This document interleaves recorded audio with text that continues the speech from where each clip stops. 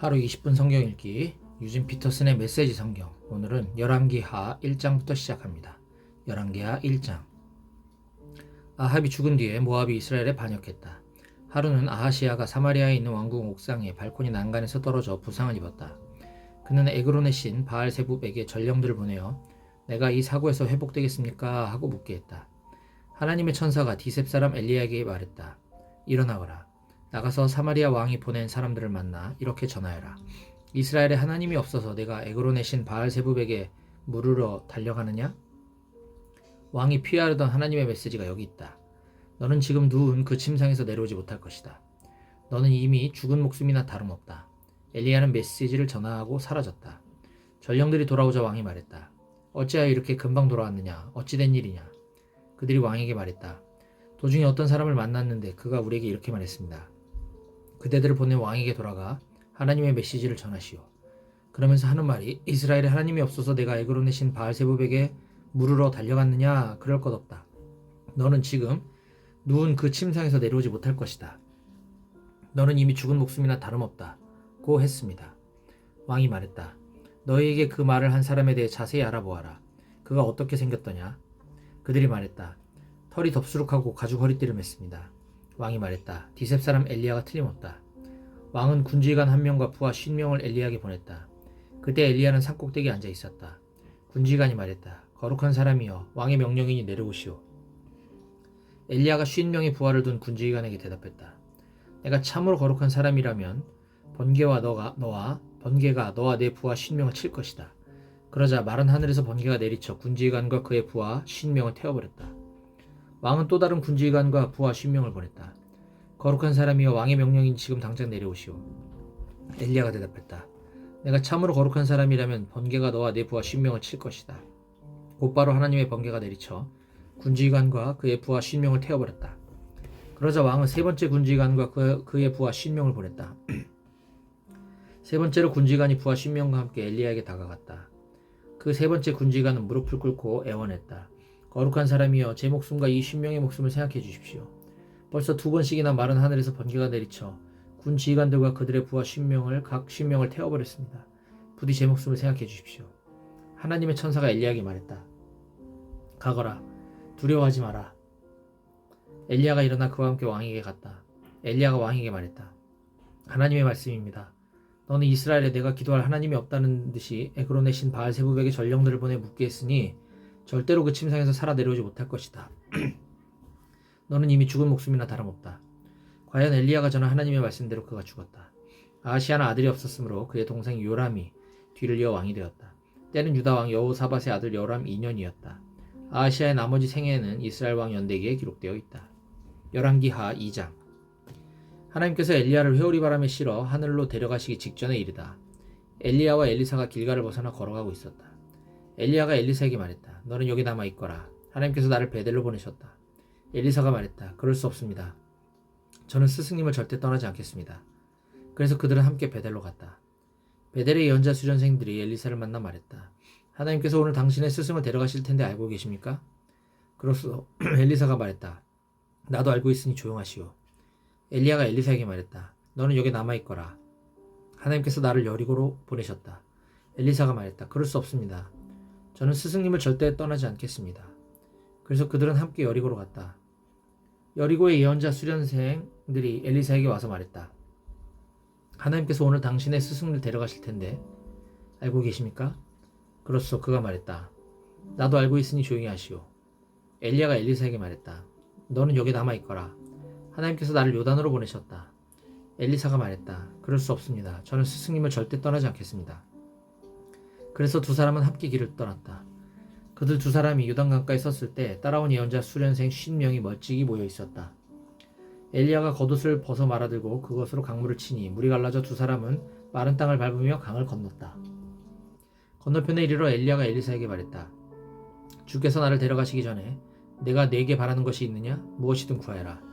엘리사가 말했다. 저는 스승님을 따라 살기 원합니다. 저도 스승님처럼 거룩한 사람이 되고 싶습니다. 어려운 부탁을 하는구나. 엘리야가 말했다.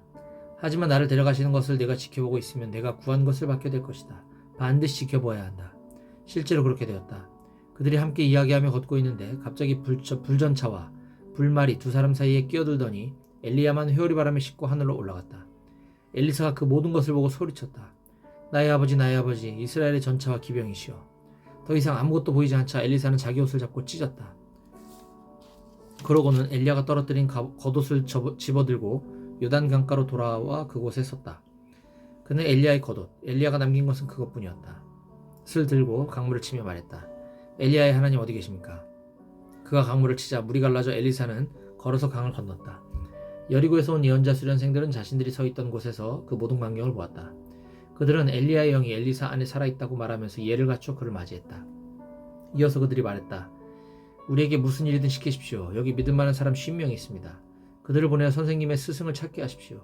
하나님의 영이 그를 어떤 산으로 쓸어 가셨거나 먼 골짜기에 떨어뜨리셨을지 모릅니다. 엘리사가 말했다. 아니다, 보내지 마라. 그런데도 그들이 성가시게 간청하자 결국 그는 뜻을 굽혔다. 그렇다면 사람들을 보내 찾아보아라. 그들이 50명을 보내어 사흘 동안이나 샅샅이 살폈으나 아무것도 찾지 못했다.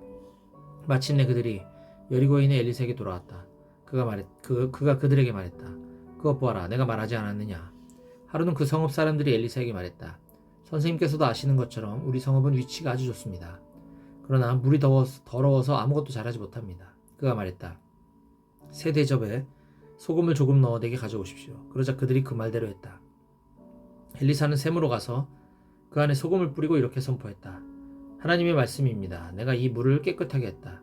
다시는 이 물이 너희를 죽이거나 너희 땅을 오염시키지 못할 것이다. 엘리사의 말대로 물은 깨끗하게 되었고 오늘까지도 그대로 남아있다. 또 한 번은 엘리사가 베델로 가고 있는데 어린아이들이 성읍에서 나와 어이 대머리 늙은이야 저리 꺼져라 대머리야 하며 그를 조롱했다. 엘리사가 돌아서서 그들을 보고는 하나님의 이름으로 저주했다. 그때 곰 2마리가 수풀에서 튀어나와 42명의 아이들을 모두 덮쳐 갈기갈기 찢어놓았다. 엘리사는 계속해서 갈멜산으로 갔다가 거기서 다시 사마리아로 돌아왔다. 열왕기하 3장. 유다의 여호사밧 왕 18년에 아합의 아들 요람이 사마리아에서 이스라엘의 왕이 되어 12년 동안 다스렸다. 그는 하나님 보시기에 악한 왕이었으나 자기 아버지와 어머니만큼 악하지는 않았다. 그가 자기 아버지가 만든 가증한 바알 석상을 부순 것은 잘한 일이었지만 느밧의 아들 여로보암의 죄악된 행위들, 그토록 오랫동안 이스라엘을 타락하게 만든 행위들을 고소했고 그것을 떨쳐버리지 못했다. 모압 왕 메사는 양을 치는 사람이었다.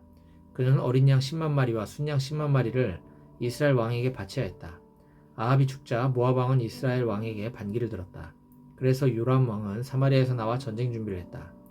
먼저 그는 유다의 여호사밧 왕에게 메시지를 보냈다. 요압 왕이 나에게 반기를 들었습니다. 나와 함께 가서 그와 싸우겠습니까? 여호사밧이 말했다. 끝까지 당신과 함께 하겠습니다. 내 군대가 곧 당신의 군대고 내 말이 곧 당신의 말입니다. 어느 길로 가면 좋겠습니까? 에돔 황무지를 지나서 가는 것이 좋겠습니다. 그리하여 이스라엘 왕과 유다 왕과 에돔 왕이 길을 떠났는데 그만 길을 돌아서 가게 되었다. 7일이 지나자 군대와 짐승이 마실 물이 떨어졌다. 이스라엘 왕이 말했다. 큰일이다. 하나님께서 우리의 새 왕을 여기까지 데려오셔서 모압의 손에 넘기려 하시는구나. 그러자 여호사밧이 물었다. 혹시 주위에 하나님의 예언자가 있습니까? 하나님의 뜻을 알아보게 말입니다. 이스라엘 왕의 신하들 가운데 한 사람이 말했다. 가까운 곳에 사밧의 아들 엘리사가 있습니다. 그는 엘리야의 오른팔이었습니다. 여호사밧이 말했다. 좋습니다. 그는 우리가 믿을 수 있는 사람입니다. 그래서 그들 세 사람, 이스라엘 왕, 여호사밧, 에돔 왕은 엘리사를 찾아가서 만났다. 엘리사가 이스라엘 왕에게 말했다. 무슨 일로 내게 오셨습니까? 왕의 아버지와 어머니의 꼭두각시 예언자들에게 가서 물으십시오. 이스라엘 왕이 말했다. 그런 말씀은 마십시오. 하나님께서 우리 세 왕을 곤경에 빠뜨려 모압의 손에 넘기려 하십니다. 엘리사가 말했다. 내가 늘 섬기던 만군의 하나님께서 살아계심을 두고 맹세합니다. 유다 왕 여호사밧을 존중하는 마음이 없었다면 나는 왕을 쳐다보지도 않았을 것입니다. 하지만 여호사밧 왕을 생각하지 않을 수 없으니 내게 악기를 타는 사람을 불러주십시오. 악기를 타는 사람이 연주하자 하나님의 능력이 엘리사에게 임했다. 엘리사가 말했다. 하나님께서 말씀하시기를 이 골짜기 곳곳에 도랑을 파라고 하십니다. 그러면 이렇게 될 것입니다. 너희가 바람소리도 듣지 못하고 비도 보지 못하겠으나 이 골짜기에 물이 가득 차서 너희 군대와 짐승이 마음껏 마시게 될 것이다. 이 일이 하나님께는 쉬운 일입니다. 그분께서는 또한 모압을 왕들의 손에 넘기실 것입니다. 왕들께서는 그 땅을 황폐하게 만들고 그 땅의 요새를 무너뜨리고 주요 마을을 짓밟고 과수원을 허물고 샘을 막고 밭을 돌밭으로 만들 것입니다. 아침이 되어 아침 제사를 드릴 때에 물이 서쪽 에돔에서 쏟아져 들어와 순식간에 홍수처럼 골짜기를 가득 메웠다. 모압의 모든 사람은 이스라엘의 왕들이 싸우러 올라왔다는 소식을 들었다. 그래서 칼을 쓸 줄 아는 사람을 모두 소집해 국경에 자리를 잡았다. 그들이 아침 일찍 일어나 준비하고 있는데 해가 물 위로 떠올랐다. 모압 사람이 선 곳에서 보니 햇빛에 반사된 물이 피처럼 붉게 보였다. 그들이 말했다. 피다. 저 피를 보아라. 왕들이 서로 싸워 죽이는 것이 분명하다. 모압 사람들아, 약탈하러 가자. 모압이 이스라엘의 진에 들어오자 이스라엘 사람이 일어나 모압 사람을 닥치는 대로 죽였다. 모압 사람은 필사적으로 도망쳤고 이스라엘 사람은 거침없이 추격해 그들을 죽였다. 그들은 성읍을 짓밟고 밭을 돌밭으로 만들고 샘을 막고 과수원을 허물었다. 수도인 길하레셋만 무사했으나 그것도 오래가지 않았다. 그들은 수도마저 포위하고 돌을 마구 던져 공격했다. 모압 왕은 자기가 지는 싸움을 하고 있음을 알고는 칼 쓰는 사람 700명을 데리고 에돔 왕이 있는 쪽으로 돌파해 가려 했다. 그러나 뜻대로 되지 않자 그는 자기를 이어 왕이 될 마다들을 잡아 성벽 위에서 제물로 바쳤다. 그 일은 이스라엘에 격한 분노를 일으켰다. 이스라엘은 물러나 자기 나라로 돌아갔다. 열왕기하 4장. 하루는 예언자 수련생들 가운데 한 사람의 아내가 엘리사에게 부르짖었다. 선생님의 종인 제 남편이 죽었습니다. 선생님도 잘 아시는 것처럼 남편은 하나님께 헌신된 아주 선한 사람이었습니다. 그런데 남편에게 돈을 꾸어준 자가 저의 두 아이를 종으로 잡아가겠다고 지금 오고 있습니다. 엘리사가 말했다. 내가 어찌하면 그들을 도울 수 있는지 말해보시오. 집안에 무엇이 남아있소? 여인이 말했다. 기름 조금 말고는 아무것도 없습니다. 엘리사가 말했다. 그러면 이렇게 하시오. 길을 다니면서 모든 이웃에게 빈 그릇과 대접을 빌려오시오. 몇 개만 아니라 얻을 수 있는 만큼 많이 빌려오시오. 그런 다음 아들들과 함께 집으로 들어가 문을 닫고 그릇마다 기름을 부어 가득 차는 대로 옆으로 밀어놓으시오. 여인은 그의 말대로 아들들과 함께 집 안으로 들어가 문을 닫고 아들들이 그릇을 가져오는 대로 기름을 채웠다. 모든 그릇과 대접에 기름이 다 차자 여인이 한 아들에게 말했다. 다른 통을 가져오너라. 아들이 말했다. 그게 다입니다. 그릇이 더 없습니다. 그러자 기름이 그쳤다. 여인은 하나님의 사람에게 가서 그 이야기를 전했다. 하나님의 사람이 말했다. 가서 기름을 팔아 빚을 갚고 남은 것은 그대와 아들들의 생활비로 쓰도록 하시오. 하루는 엘리사가 수넴을 지나가는데 그 성읍의 어느 귀부인이 그를 초대하여 식사를 대접했다. 그래서 엘리사는 그 지역을 지날 때마다 그 집에 들러서 식사를 하게 되었다. 그 여인이 남편에게 말했다. 우리 집에 항상 들르는 이 사람은 분명히 하나님의 거룩한 사람입니다. 그러니 위층에 작은 방을 하나 더 내고 침대와 책상, 의자와 등잔을 갖추어 그가 이곳을 지날 때마다 우리 집에 묵게 하면 어떨까요?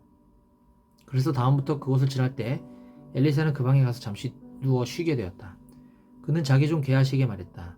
수넴 여인에게 내가 좀 보잔다고 전하여라. 그러자 그 여인이 엘리사에게 왔다. 엘리사는 게하시를 통해 말했다. 그대는 도리에 넘치도록 우리를 잘 돌봐 주었소. 그대에게 무언가를 해주고 싶은데 혹 왕이나 군사령관에게 부탁할 만한 청이 있으시오? 여인이 대답했다. 아무것도 없습니다. 저는 집안에서 평안하고 만족스럽게 살고 있습니다. 엘리사가 게하시와 의논했다. 우리가 이 여인에게 해줄 수 있는 일이 분명히 있을 텐데 무엇을 해주면 좋겠느냐? 게하시가 말했다. 이 여인에게는 아들이 없습니다. 그리고 남편은 나이가 들었습니다. 여인을 불러다오. 엘리사가 말했다. 게하시가 여인을 부르자 여인이 열린 문 앞에 섰다. 엘리사가 여인에게 말했다. 내년 이맘때 그대는 사내 아이에게 젖을 먹이고 있을 것이요. 여인이 대답했다. 내 거룩한 주인이시여 그런 허황된 말로 저를 놀리지 마십시오. 그러나 그 여인은 임신했고 엘리사의 말대로 1년 후에 아들을 낳았다. 그 아이가 자라났다. 하루는 아이가 추수꾼들과 함께 일하고 있는 아버지에게 가서 아프다고 호소했다. 아이고 머리야 아이고 머리야. 아버지가 종에게 명령했다. 아이를 어머니에게 데려가거라. 종은 아이를 안고 어머니에게 데려갔다. 아이는 어머니의 무릎에 정오까지 누워있다가 죽었다. 여인이 아이를 데리고 올라가 하나님의 사람의 침대 위에 눕히고 아이를 혼자 둔 채 문을 닫고 나왔다. 그러고 나서 여인은 남편을 불렀다. 종 하나와 나귀 한 마리를 내주세요. 급히 그 거룩한 사람에게 다녀야겠습니다. 오늘 꼭 가야겠소? 오늘은 초하루나 안식일 같은 거룩한 날이 아니지 않소? 여인이 말했다. 묻지 마세요. 지금 당장 가야 합니다. 저를 믿어주세요. 여인이 가서 나귀의 안장을 얹고 종에게 말했다. 앞장서거라. 최대한 빨리 가자. 내가 너무 빠르면 내가 말하겠다. 여인은 길을 떠나서 갈멜산에 있는 거룩한 사람에게 이르렀다. 거룩한 사람은 멀리서 여인이 오는 것을 보고 종 게하시에게 말했다. 저기를 보아라. 수넴 여인이다. 빨리 가서 무슨 문제라도 있습니까? 괜찮습니까? 남편과 아이는 별일 없습니까? 하고 물어보아라. 게하시가 가서 묻자 여인이 대답했다. 별일 없소. 그러나 여인은 산에 있는 거룩한 사람에게 이르자 그 발밑에 엎드려 그를 꼭 붙들었다. 게하시가 여인을 떼어내려 했으나 거룩한 사람이 말했다. 그냥 두어라. 괴로워하는 모습이 보이지 않느냐? 하지만 하나님께서 내게 그 이유를 알려주지 않으시니 나도 모르겠구나. 그때 여인이 입을 열었다. 주인님, 제가 언제 아들을 달라고 했습니까? 헛된 희망으로 저를 놀리지 말라고 말씀드리지 않았던가요? 그러자 엘리사가 게하시에게 명령했다. 잠시도 지체하지 말고 내 지팡이를 들고 최대한 빨리 달려가거라. 도중에 누구를 만나더라도 인사는 해서는 안 된다. 누가 너에게 인사를 하더라도 대꾸하지 마라. 도착하거든 내 지팡이를 아이의 얼굴 위에 놓아라. 아이의 어머니가 말했다. 하나님께서 살아계심과 당신이 살아계심을 두고 맹세하는데 당신이 나를 두고 갈 수는 없습니다. 그래서 게하시는 여인을 앞장서게 하고 그 뒤를 따랐다. 게하시가 먼저 도착하여 아이의 얼굴에 지팡이를 놓았다. 하지만 아무 소리도 없었다. 생명의 조짐이 보이지 않았다. 게하시가 다시 돌아가 엘리사에게 말했다. 아이가 깨어나지 않습니다. 엘리사가 집에 들어가 보니 아이가 죽은 채로 침대에 누워 있었다. 그는 방 안에 들어가 문을 잠그고 방에는 그 둘만 있었다. 하나님께 기도했다. 그는 아이가 누운 침대에 올라가 입과 입, 눈과 눈, 손과 손을 맞대어 자기 몸으로 아이를 덮었다. 그가 그렇게 아이 위에 엎드리자 아이 몸이 따뜻해졌다. 엘리사는 일어나 방 안을 왔다 갔다 했다. 그러다가 다시 가서 아이 위에 엎드렸다. 그러자 아이가 재채기를 시작하더니 재채기를 7번 했다. 눈을 떴다. 그는 게하시를 불러 말했다. 수넴 여인을 안으로 들여라. 그가 부르자 여인이 들어왔다. 엘리사가 말했다. 그대의 아들을 안으시오. 여인은 깊이 존경하는 마음으로 얼굴을 땅에 대고 엘리사의 발 앞에 엎드렸다. 그러고는 아들을 안고 밖으로 나갔다. 엘리사가 다시 길갈로 내려갔다. 그곳에 기근이 들었다. 그가 예언자 수련생들에게 조언하던 중에 자기 종에게 말했다. 불 위에 큰 솥을 걸고 예언자들이 먹을 국을 끓여라. 한 사람이 나무를 구하러 들에 나갔다. 그는 우연히 들포도 덩굴을 보고 거기에 달린 박들을 따서 마대자루에 가득 담았다. 그는 그것을 가져와 썰어서 국에 넣었으나 그것이 어떤 식물인지는 아무도 몰랐다. 드디어 국을 사람들에게 대접하여 먹게 했다. 그들이 먹기 시작하더니 잠시 후에 소리쳤다. 하나님의 사람이여, 솥 안에 죽음이 있습니다. 솥 안에 죽음이 있습니다. 아무도 그 국을 먹을 수 없었다. 엘리사가 명령했다. 밀가루를 좀 가져오너라. 그러더니 그것을 솥 안에 뿌렸다. 엘리사가 말했다. 이제 사람들에게 나누어 주어라. 그들은 국을 먹었고 아무 이상도 없었다. 국은 아무 문제 없었다. 하루는 어떤 사람이 바알살리사에서 도착했다. 그는 이른 추수에서 난 갓 구운 빵 20덩이와 과수원에서 딴 사과 몇 개를 하나님의 사람에게 가져왔다. 엘리사가 말했다. 사람들에게 돌려서 먹게 하여라. 그의 종이 말했다. 100명이나 되는 사람에게 말입니까? 어림도 없습니다. 엘리사가 말했다. 가서 그대로 하여라. 하나님께서 충분하다고 말씀하신다. 정말로 충분했다. 그는 자기가 가진 음식을 돌렸다. 사람들이 충분히 먹고도 음식이 남았다.